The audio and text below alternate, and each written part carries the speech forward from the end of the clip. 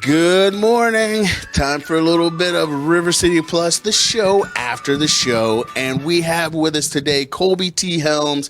If you didn't see him on the show, you missed a treat. We did a little conversation with him, but he performed his song Higher Ground. Yes, We had to sir. double check its origin, make sure it wasn't anything that was going to get us into licensing. But I got to tell you, anybody that saw that perform, we've been getting texts and reviews all around the station, and it's definitely a must watch. So go to rivercitylivetv.com and check that out. So I just rambled on a little bit. So Colby's here to perform at Jackrabbits tonight. And so thanks for hanging out with us, man. I know you've been traveling like a madman the past couple weeks. Yes, sir. Yes, sir. Actually, was in Nashville a couple weeks ago and did an album release. My album Tales of Misfortune just came out on all platforms. If you haven't checked it out yet, please check it out.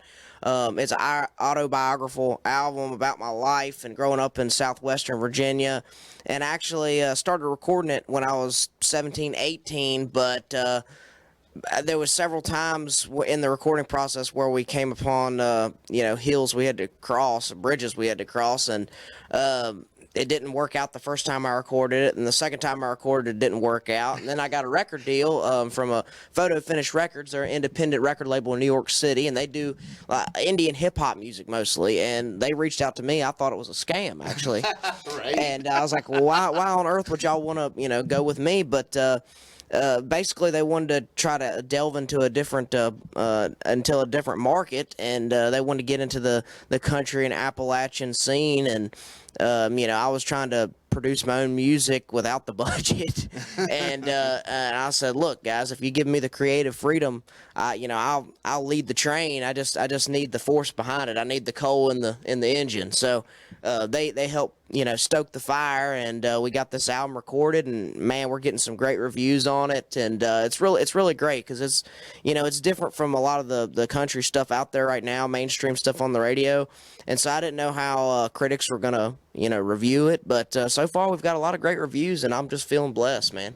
All right, so we got to put it in perspective. So yes, he is a country artist, but he is hitting you with a genre that many might have thought was starting to kind of die out a little bit. Yeah. Bluegrass. Now you hear it a lot, but it doesn't have the prominence or the, I guess the, what's the word I'm looking at?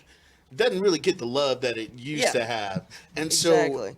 coming from, but coming from southwestern Virginia, is that where that music background came from, or is it just something you picked up on at an early? Oh, and put it another little bit. He's only 21, y'all. Yeah, I just turned 21 in July. But yeah, Southwest Virginia is a hot spot for this type of music. I mean, right up the road from me is the Floyd Country Store. It's a world renowned place for people to go play old time and bluegrass music. And I also live right off the Crooked Road, which is a kind of a tourist attraction in Southwest Virginia. You go start in Rocky Mount, Virginia, which is where in my county the Crooked Road starts, and you follow these signs, and it takes you all throughout Southwestern Virginia, and you stop in each town, and they have little places where you can read the plaques and follow the trail, and then you get to the end and you're all the way at the tip of Virginia at the very end of the thing. It's kind of like a little history tour that people do, and or like a scavenger hunt for history. So yeah, I'm right there in the heart of bluegrass land, and that's one of my goals as a musician, is to represent my area wherever I go, because Southwest Virginia is an extremely unique area geographically and culturally, and a lot of that is just disappearing, with development and stuff coming in, and the old ways are kind of dying out. So I've just been wanting to preserve everything I can through my music, and so far it's identified with people all over the world. I mean, I've had people in Canada, people in Europe, and people all over in Australia be like, man, even though I'm not from there, I really this also makes me think about my home in my rural area, and man, I really identify with that. So that's been very meaningful to me. That, I mean, years ago when I discovered how country or how popular country is all around the world, just blew my mind. Yeah. Like for real, like when I finally figured out Keith Urban, he's Australian and he sings country. What? But Did you ever anticipate, and I know we're still building our career, but Oh did you yeah. anticipate that you would have the opportunities that you're having right now, like to be able to travel? Like, what were you in London for?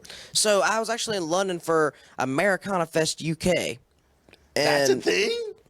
yes. Okay. So a lot of people don't realize this, like what you were just saying, right? So countries kind of popular all over the world in a way, and a lot of other countries have a better appreciation for American history and culture than Americans do, which is very, very kind of disappointing, but good for us in a way, because at least outlier musicians like me can go to other countries and make money and survive and make new fans. And so England has Americana Fest UK, and they have an Americana Music Association, which is a whole organization over there dedicated to helping artists like me be able to make money and be able to travel and get our music out there to these people.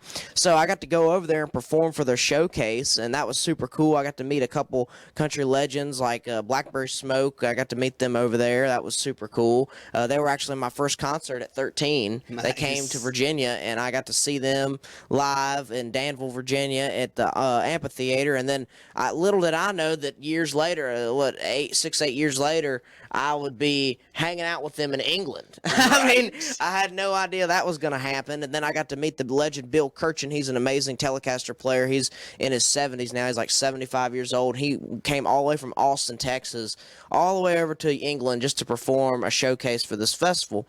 So that was really, really meaningful to me to get to meet some of these heroes and collaborate with them and talk to them and pick their brain a little bit. And it really gets me amped up for this year to come. We got a lot of big festivals we're playing this year. We're actually coming back to Florida in March for the Swanee Springs Reunion Festival. Yeah, it's a party. Oh yeah, I've heard a lot of fun things about that, and I'm super excited to be on that lineup. Super thankful. So, what does it mean for you that you've been able to, like, all right, a lot of times artists, they get to put their music out there, but to actually put it out there and get appreciation or get feedback from people that are listening to it, not just hearing it, but actually listening to it. Oh, that's great. And so, one thing as a songwriter I do, just as like a fun thing as a creator is like I don't know if you ever heard of people in video games leaving Easter eggs. I don't know if you ever heard of that before. Yeah, yeah. Well, I do the same thing in my song. So I'll add little lines or little phrases, or maybe even like a little melody line that might make you think of something else or bring back memories of something else, or even connect the dot, like allude to it, kind of like illusions in books. And you'll notice who's really listening, because then those music nerds and those music buffs will pick those little things out, and then they'll send me messages saying, "Oh, I caught that. I know what you're doing, brother. I love it." And that's really cool for me.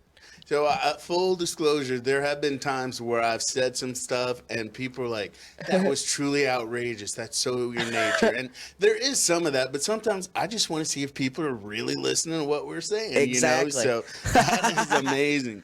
So, 21, this album is autobiographical. So I'm taking it, you're kind of an old soul. Yeah, a lot of people have called me an old soul.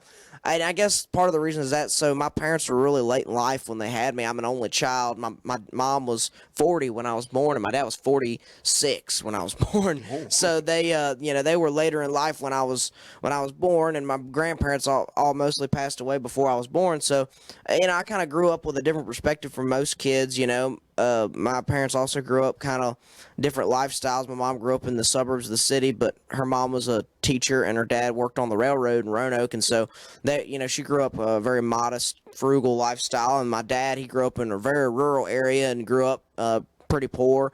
And so I have a perspective on life that a lot of people don't get. And then my dad passed away when I was 12, and kind of had to take care of my mom, and me and her have had a back and forth relationship that we've grown upon, and over the years. And just all these experiences will change you into a different person, I feel like. And I've always been a history buff, so yeah, I definitely get a lot of people saying that I'm an old soul, and hey, I take it as a compliment, because like I said, I try to be someone that's a flame keeper for some of this old stuff, old music and old culture.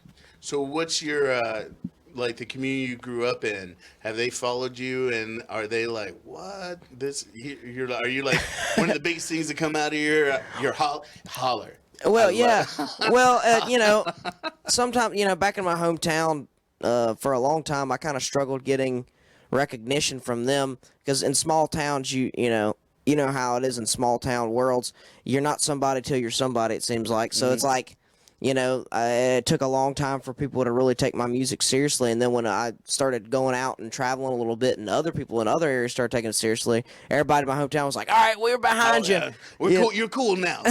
Somebody else likes you." Hey, but that's okay. That I'm really, really happy that I'm starting to get some love and feedback from my hometown now. And I just try to do my best to represent that area and bring some commerce into the area, bring some tourism into the area, because we have a lot to offer up in Franklin County. It's really cool. You can go to the local distilleries. We got like Twin Creeks Distilling. We got Law's Choice Distilling, and a lot of these, people trying to carry on the moonshine tradition. At least, you can't make real moonshine because it's illegal, but they at least try to take these old recipes and bring them to a different audience. And I think that's super cool. That's exactly what I'm doing. I'm taking old recipes, remixing them, and bringing them to a new audience. Dude, I like your energy, and I love the pride that you have for where you grew up. You're like, this is my home, and it's like, never forget where you're from. Yeah, man. And putting it on blast like that. Heck yeah. All right, so Jackrabbits tonight. Yes, sir. And then more shows beyond that. So what can people expect when they come see you play? Well, the solo act is a little bit different than with my band. My band, they're called the Virginia Creepers. I got a mandolin player from White Sulphur Springs, West Virginia. His name's Chandler Beavers. He's an amazing artist. Please go check out his music. You can also find his music on Spotify, and it's amazing. It's all instrumental music, but he's just an amazing musician. If you check out his solo stuff, you'll be like, damn, why is he playing with that kid Colby? But then my other buddy, his name's Adam Cecil. He's a great fiddler. I've been playing with him for many, many years. He's my right-hand man, and as a trio, we rock and roll, man. We put out the music, and we really bring the bluegrass flavor. And then sometimes I get to do these solo shows like I'm doing with Tanner. And on these solo shows, I really delve into my more personal story about my life, and I bring in a lot of good stories in between my songs, and it's a whole different feel. It's a little bit more of an intimate feel, but it's fun. It's like attacking from a different area. Sometimes I go with that personal feel, and then a lot of times when I'm playing with my band, I go with like, we're gonna rock and roll it, and but both types of shows turn out really good. So I encourage y'all to come out to Jackrabbits this evening and hang out with me. I'll be hanging out by the merch station after I'm done playing, and I usually hang out with all the fans and shake everybody's hand and sign everybody's shirt and CD, and I got CDs for sale and t-shirts for sale, so please come hang out with me. I'd love to have you down there. Well, typically, this is where we say support your locals, and I'm just saying support good talent, man. Super good soul. I love your spirit, man. Like I said, the song you played on the studio, just go to rivercitylivetv.com. You can check that out. You've probably been seeing some clips of his video, Mountain Brandy. Oh, yeah. Are we branching into acting? Is that a goal as well? Well, I actually used to be in theater in high school, and that tracks. And I used to be in theater and drama in high school, and so that's how I got a lot of good practice on having a good stage presence and talking to people. And I took public speaking in college, and so I try to bring a good presence on stage. And so please come out and see me and hang out with me. I want to make it feel like we're all just hanging out and having a good time together. I love it. So if you can't make it tonight, please do. But tickets tonight, shows at 7. etix.com is where you can find those tickets. And then if they want to follow you on socials, follow your career. Because when we see them on the Grand Ole Opry, you can say, man, we saw him here on River City Plus first. That's awesome, man. Yeah, please come and check that out. Look me up, Colby T. Helms on Facebook. Look up Colby T. Helms on Instagram. And then if you want to go to my website, just look up colbyhelms.com on Google or whatever, and it'll pop right up, and you can find my merch from there. You can find out where I'm playing. We also have a newsletter you can sign up for and find out where I'm going to be, hopefully in your town or in your neighborhood next. Spread the word, people. Well, man, break a leg tonight. Good luck to you in all your future endeavors, and I look forward to following your career. Thanks so much for having me on River City Live. Hopefully I can come back to Jack sometime and play for y'all with my band. Hey, we're about it. We're down like 4 flat tires. All right, so we will be back tomorrow with more River City Plus, but then also River City Live at 9:30. So you guys be safe today, and we will see you tomorrow. We'll see y'all.